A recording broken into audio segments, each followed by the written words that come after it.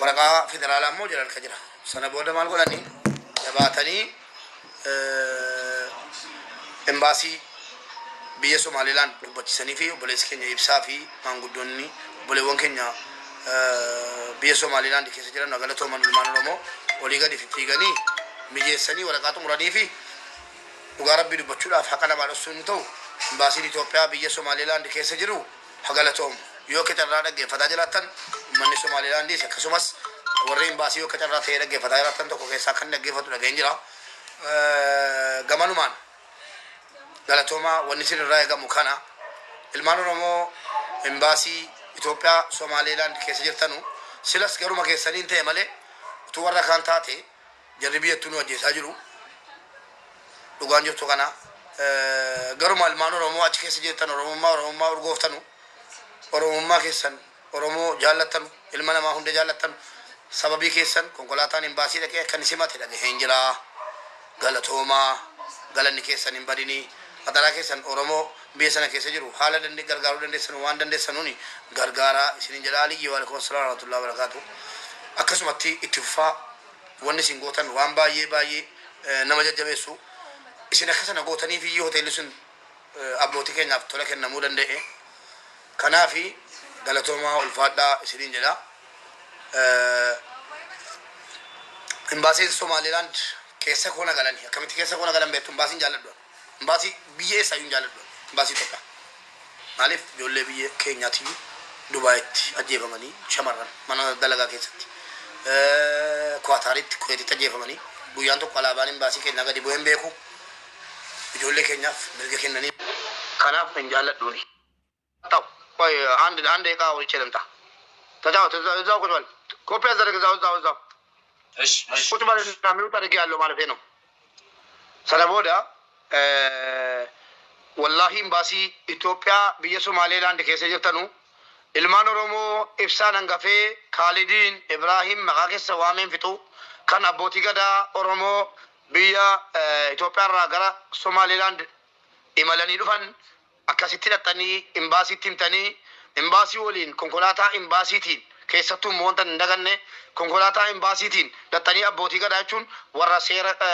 سياسة كي سابليزاتي لتاني أكاسيتي سيمتاني امباسي نوغستاني امباسي رامو غرا هوتيلا أرجيشاني نغيني جراتي جيچا كيستو افسان انغفي چودا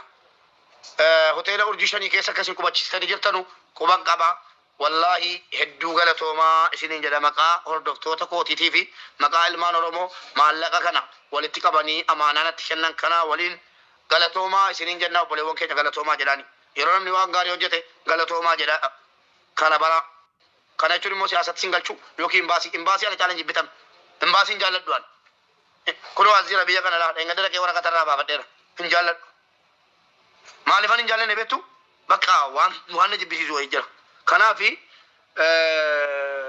امباسي سومالي لاند غلطه بنا المان رومو كيسه جرتنو غلطوما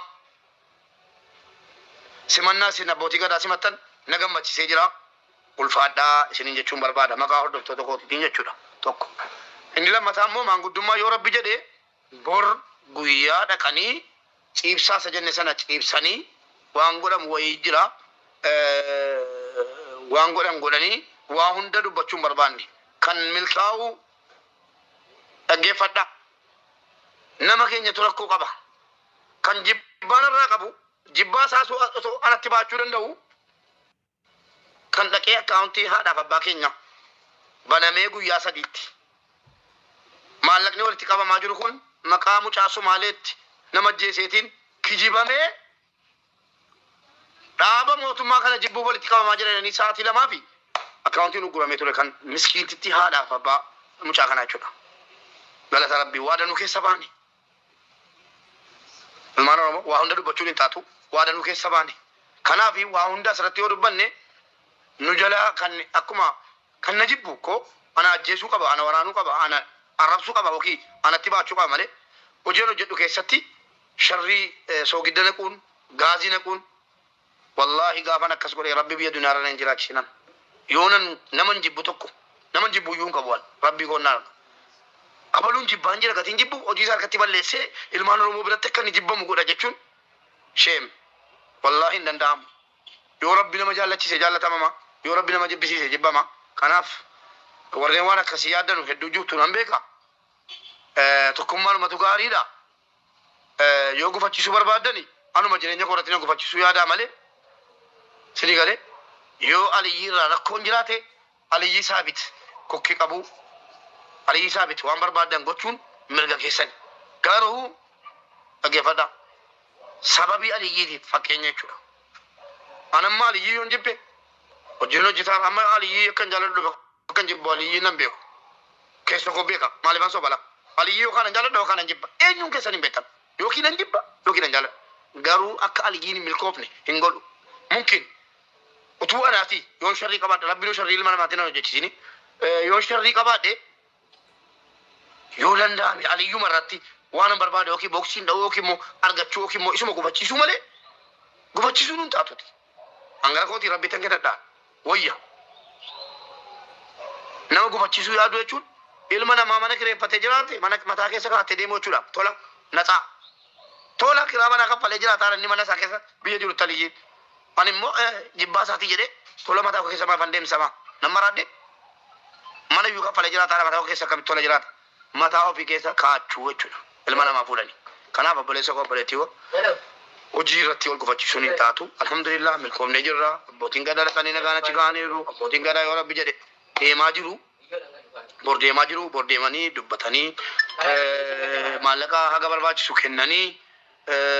bor malee iftaan deebina jedhanii waraqaa xumuranii mucaa fudhatanii galu yoo rabbi jedhe mucaa fudhatanii galu maaliif imbaasii keessa jira mootummaan Somaaliilaand illee quba qaba akka jaarsummaan dhumaa jiru kanaaf akkastu gaariidha alhamdulillah milkoomneerra gaafa milkii kanarraa baanee kaan ilmaan Oromoo akka fakkeenyaatti waan dubbannu qabna anta akka gargaarsatti galee miti $35 $200 galee gubachuu dhiisee hin beeku nan dhiisa ergasii amma immoo hin dhiisu waan bichuusii irreerraa seetti mu qaba waan qabatama jechuudha waan ragaa qabne nama burjaajessoo maaluutu hin taane waan ragaa borillee ilmi namaa du'aa jiraata bakka koo kana bu'ee nam tokko yoo jechuu jedhe akka inni hin egaa gulamne yookiin immoo akka gufuu danuun birruma namni nama gargaaru irratti ati gadi baate sagalee yoo taate akka kee silaa gadi ba'ee sagalee ta'ee fudhatama nama biratti qabaate maallaqa walitti qabee kan silaa qubna gara hojjetee jaallatamu maal godha akka ati gubattu sirratti jira kanaaf obboleessa koo obboleettii koo kan nama gargaaruudha yookiin immoo nama gargaarsisuudha bakka na buutu boriyoon du'e nama danuu jira nan akka kooti kumaatama miiliyoona jira nan beeka anuma miskiina kana bucuu kana bakka na bu'uu barbaadde barumsa kan sii ta'u waa'ee mucaa kanaatii qabatee Aliyyi Saabit wajjin dhufne waan jiru waan nu mudate tokko irraa dubbanneeyyi maqaa namaa waamnu wama nu mudate irraa akkas gabaabsinee sitti himneeyyi fakkeenya isiniiti ahaa kana keessas kun jiraatanii of jabeessitanii akkasii lafaa guddatan nu barbaada namoonni hedduun nama gargaaruu feena nama gargaarsuu feena wallaahi akka keetii ta'uu feena jedhu waan ta'e hin beeku of hin beeku abbaan of hin beeku namatu isa beeka dubbaa bartanii kanaaf fakkeenya akkasii ta'u akkasii bor hin gufanneefi ani Aliyyiin bifa qindaa'aa ta'een waan tokko isinii qabannee dhufna yoo rabbi jedhe isin immoo barattanii bor gufaatiin wadda gufanne kan akkasiin hin gufanne barbaada jechuu kooti yoo rabbi jedhe yeroo dhiyoo keessatti waadaadha yoo rabbi na jiraachise yeroo dhiyoo keessatti obboleessa keenya anis Aliyyiinis quba qabna geessanii waa hunda quba qabna abshira bakka nu bu'attan nu kennatan miti abshira nummoo abbootii gadaa biyya keessaa ummata Somaaliilaand wajjin taane abbootii gadaa gooneeyyi abbootiin gadaa deemanii jiru nama Oromoon hundi beektu abbootii gadaa jechuun Oromoo jechuudha sini galee abbootiin gadaa achi jiru yeroo jarri xumuranii jiranis jarri Somaaliilaanditti fuula mucaa isin agarsiisu abbootiin gadaa mucaa qabatanii kunoon urka jiranii xiqqoo siirraa bucuu zarazaranii isin eebbisu inni immoo dhaqanii haadha bira ga'anii utuu dubbannu haadha bira simmoo xiqqoo si gaddatu jira kaafa obboleessi keenya ibsaan kun qabamu nama jeese qabamu waa'een Somaaleen kun akka inni jabaatu gatii beektuuf obboleettiin haati gaggabanii kufanii turan haatiif obboleettiin isaa gaafa obboleessisii dhageessanii obboleessi mucaa sabaneedhaa jiru jechuudha gaafa obboleessi kee nama jeesee Somaalee keessatti bakka ajjeefamuuf jedhamu rifattee yaa miskiina dubartii wallaahi rifattee kufte jechuudha fayyuu dadhabdeetu qoricha barattu guyyaa 3 dura gara akiraa deemti obboleessi kee baafamuu deemaa jira kunoo maallaqni guuteera tu jedhamu jechuudha bakka onneen si dhaabate jechuudha naasuu irraa dandabachuu dadhabdee gara akiraa deemtee maatiin kan jarri bu'aa jiran مجاجلاتي إذا من لا جروف ربي مولا لا وجه ربي لا أي الموكينيا إفساكينيا نجلا دواجرا أجيبهم في تجلا kan duwatti eeganu jaarsa kan duu dargaggeessa jedhan sana ta'e jechuudha. Subhaanallah. Kan jarri eegaa jiran mucaasa maneedhaa jiru yaa rabbi nu jalaa du'a malee ni boo'u.